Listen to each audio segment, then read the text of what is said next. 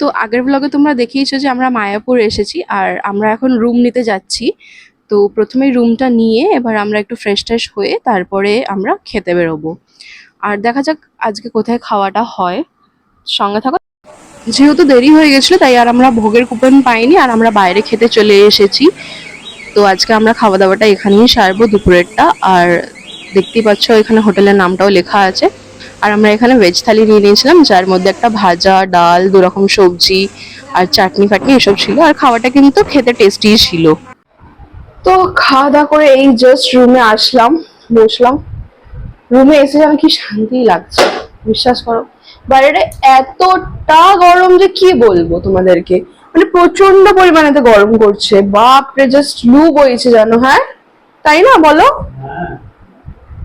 বাইরে কিন্তু প্রচন্ড হিট ওয়েভস, মানে যে বলছিল হিট, আমাদের রেড অ্যালার্ট করে দেওয়া হয়েছিল যেটা, ওটা কিন্তু একদম সত্যি।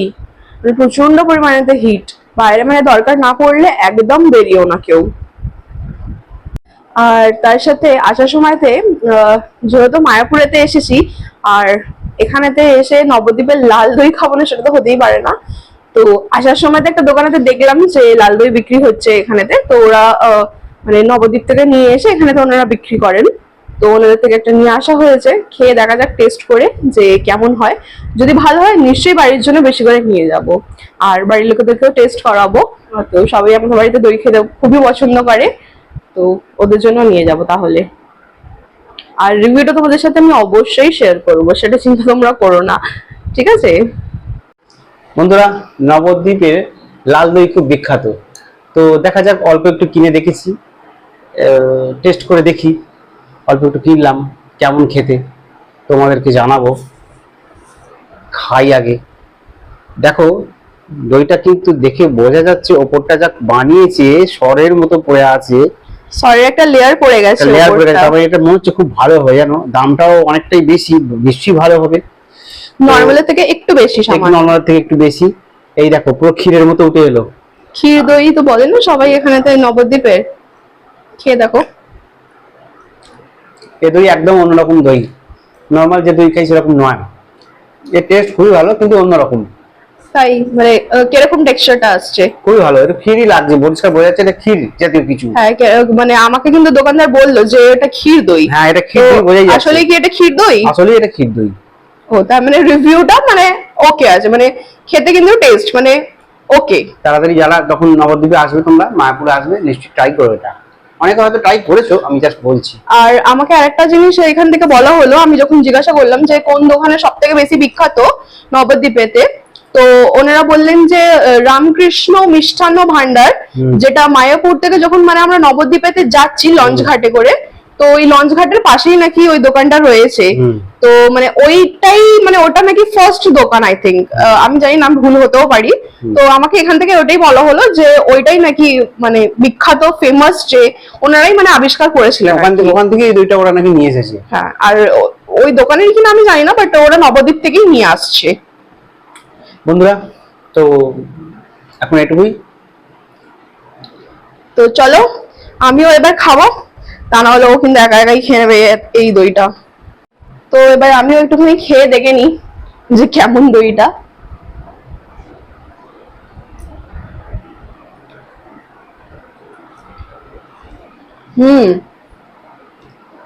আসলে কিন্তু খুব ভালো দই, রিয়েলি দারুণ খেতে। তো তোমরা যারা আসবে, ও যেমন বললো যে আসলে অবশ্যই এটা কিন্তু তোমরা ট্রাই করো। তো অবশ্যই কিন্তু তোমরা নবদ্বীপের লাল দইটা ট্রাই করো। তো আশা করছি তোমাদের খুব ভালো লাগবে। দুপুরবেলা ভাত খেয়ে তারপরে দিয়ে দিয়েছিলাম একটা লম্বা ঘুম, আর তারপর বেরিয়ে পড়েছি আমরা বাইরে। তো আমরা চলে এসেছি এখন ইসকনের কাছাকাছি, এখানে দাদা ভবন পৌঁছে গেছি। তো আর একটুখানি গেলেই কিন্তু ওই দিকটাতে করে ইসকন আছে। আমরা সন্ধ্যা আরতিটা কিন্তু মিস করে গিয়েছি। হ্যাঁ, তো এখানকে দুজনেই খুব টায়ার্ড ছিলাম, দুপুরবেলাতে আমরা ঘুমিয়ে পড়েছি। তো দেখো এই হচ্ছে ভেতরেতে।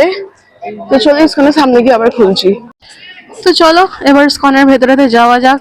আর দেখে বুঝতেই পারছো তোমরা যারা যারা এসছো, এই রাস্তাটা দিয়েই কিন্তু ইসকনের ভেতরেতে যায়। স্কনে এসে যে কি ভালো লাগছে যে তোমাদেরকে কি বলবো, মানে জাস্ট দারুণ একটা শান্তি লাগছে, ভীষণই ভালো লাগে এখানটা আসলে আমার। ভগবানের নাম কীর্তনও কিন্তু এখান থেকেই শোনা যাচ্ছে, তোমরা কতটা শুনতে পাচ্ছ আমি জানি না, বাট ভীষণ ভালো লাগছে।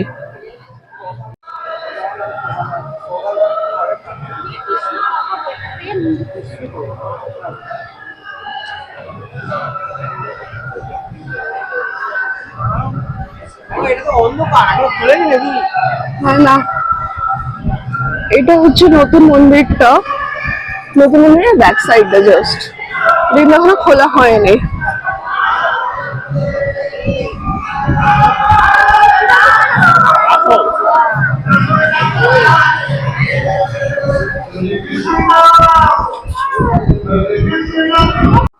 গুড মর্নিং বন্ধুরা, আজকে আবার ডে 2 স্টার্ট করলাম এখান থেকে। এখন বসে আছি আমরা স্কনের মধ্যেই, আর এখন এখানেতে একটুখানি বসে আমরা রেস্ট করছি, কারণ কি গাছতলাটাতে খুব ভালো লাগছে বেশ। আর পেছনেই কিন্তু এখানেতে চলছে ভোগ দেওয়া, তো ভোগটা কিন্তু খুবই ভালো করেছে, আমরাও একটু টেস্ট করেছি। কেননা এখানে এসে আর ঠাকুরের ভোগ টেস্ট করবো না সেটা তো হতে পারে না, তো অবশ্যই তোমরাও টেস্ট করে যারা যারা এখানেতে আসছো। তো চলো দেখতে থাকো আর সঙ্গে থাকো, আর পুরো ব্লগটা কিন্তু অবশ্যই দেখতে থাকো। এই জায়গাটাতে এত সুন্দর লাগছে না যে মানে কি বলবো তোমাদের, জাস্ট ভীষণ শান্তি আর এত সুন্দর ঠান্ডা পরিবেশটা যে কি বলবো, মানে এত গাছপালা আছে তো তাই এখানেতে ভীষণ ভালো লাগছে জানো। আর দেখতেই পাচ্ছ এখানে কিন্তু অনেক ফরেনার্সরাও আছেন যারা এখানেতে কিন্তু থাকে, আর এনারা এখানকারই দীক্ষিত। তো স্কন আসলে তোমরা এখানেতে দেখতেই পাবে এনাদের। উফ, প্রচন্ড পরিমাণে কিন্তু এখানেতে রোদ, দেখতেই পাচ্ছ সকালবেলাতে প্রচন্ড পরিমাণে রোদ উঠে গেছে। তো তোমাদেরকে এখন খুব সুন্দর একটা জিনিস আমি দেখিয়ে দিচ্ছি, যদিও বা এটা মানে মোবাইল তো নিয়ে যাওয়া ভেতরে তো নিষেধ তোমরা জানোই। তো এটা বাইরে থেকে এখানে তো গৌরনিতাইকে দেখা যাচ্ছে, কতটা দেখাতে পারছি আমি বুঝতে পারছি না, বাট আমি তোমাদেরকে দেখানোর চেষ্টা করছি বাইরে থেকে, আর অনেক দূর থেকে কিন্তু আমি শটটা তুলছি, তো দেখতে পাচ্ছ কিনা আমি বুঝতে পারছি না। তো দেখো কি সুন্দর লাগছে, অল্প করেই আমি তোমাদেরকে দেখাতে পারছি, ভেতর থেকে তো আর দেখাতে পারবো না, মোবাইল তো নিয়ে যাওয়া অ্যালাউড না, তোমরা সবাই জানো।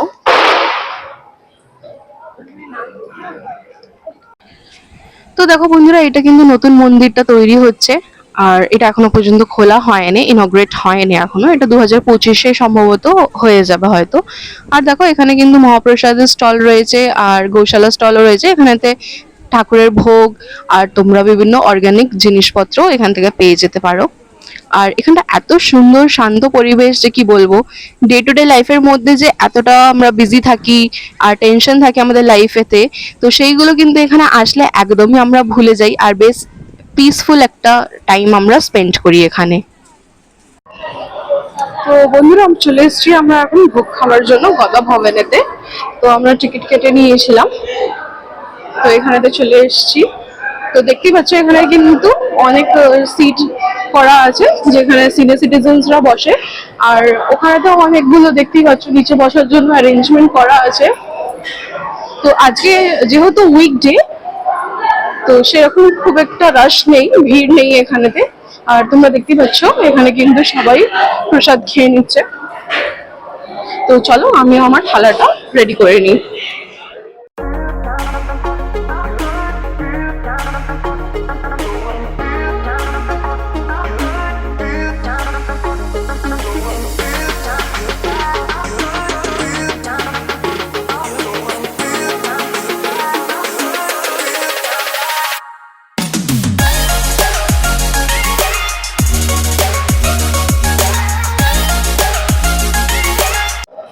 তো দেখো বন্ধুরা, এই হচ্ছে আমার থালি, আমি নিয়ে চলে এসেছি। তো এখানেতে একটা সবজি রয়েছে পনিরের, মটর পনিরের, আর ডাল আছে ভেজদা ডাল, আর এখানেতে একটা সবজি আছে এঁচড়ের, আর এটা তেলে ভাজা রয়েছে, রুটি, আর দেখতেই পাচ্ছ পায়েস রয়েছে। তো চলো খাওয়া স্টার্ট করি। তো দেখো এখানে তো সবকিছুই খাবার রয়েছে, আমি এবার স্টার্ট করছি খাওয়া। আর দেখো জলের ব্যবস্থাও কিন্তু রয়েছে এখানেতে, গ্লাসেতে খুব সুন্দর জলও আছে। আর তোমরা যতবার মর্জি কিন্তু রিফিলও করতে পারো। তো চলো আমি এবার খেয়ে নিই, ঠিক আছে? তো খেয়ে তোমাদের সাথে কথা বলছি। আর যেহেতু ঠাকুরের প্রসাদ, তো এখানেতে কোনো রিভিউই আমি দেব না, ঠাকুরের প্রসাদের জন্য কোনো রিভিউ হয় না। প্রসাদ ইটসেলফ খেতে কিন্তু ভালোই হয়। তো চলো আমি খাওয়া দাওয়া করে তোমাদের সাথে দেখা করছি। কেমন লাগছে? দারুণ, খেলে বুঝতে পারবে বন্ধুরা। তোমরা আসো, নিশ্চয়ই এসেছো অনেকে, যদি না আসো তাকে আসো, খেয়ে যাও। মহাপ্রসাদ সত্যি খুব সুন্দর করেই বানানো হয়। তো বন্ধুরা খাওয়া দাওয়া আমাদের কিন্তু কমপ্লিট, এবার আমরা বেরিয়ে যাচ্ছি। আর সব থেকে বড় কথা হলো যেটা, যে তোমরা খাবার কিন্তু এখান থেকে আনলিমিটেড পাবে, কিন্তু আনলিমিটেড পেলেও খাবারটা কিন্তু ওয়েস্ট করো না, যতটা দরকার ততটাই কিন্তু তোমরা নিও। তো খাবার ওয়েস্ট করাটা উচিত নয়। ওকে, তো চলো এবার বাইরে যাই। তো বন্ধুরা এই ছিল আজকে আমাদের সেকেন্ড ডে মায়াপুরেতে।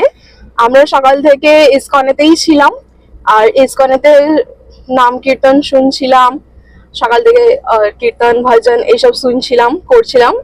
তো খুবই ভালো লাগলো ওখানেতে। তারপরেতে আমরা ভোগও খেয়েছি। এর আগের বারে তো অনেকবারই এসেছি, কিন্তু তখন কিন্তু ভোগের লাইনটা আমরা পাইনি। তো আসলে অনেকটাই ভিড় ছিল, আর মানে টাইমটাও এমনই হয়ে গেছিল যে আমরা ভোগ খাওয়ার চান্সটা মানে করে উঠতে পারিনি। বাট এবারেতে আমরা সবকিছুই করতে পেরেছি, আর সবকিছু করতে পেরে কিন্তু খুবই মজা হয়েছে আর খুবই আনন্দ হয়েছে। আর খুব তাড়াতাড়ি আবার ফিরে আসবো, মাঝে মাঝেই আমি আসি এখানেতে, আমার খুব ভালো লাগে ইসকনেতে। তো সবাই খুব ভালো থেকো। আর কেমন লাগলো এই ব্লগটা অবশ্যই সবাই কিন্তু জানিও আমাকে। আর পুরো ব্লগটা দেখার জন্য সবাইকে থ্যাংক ইউ। আর সবাই জোরসে বলো রাধে রাধে, হরে কৃষ্ণা, হরি বল।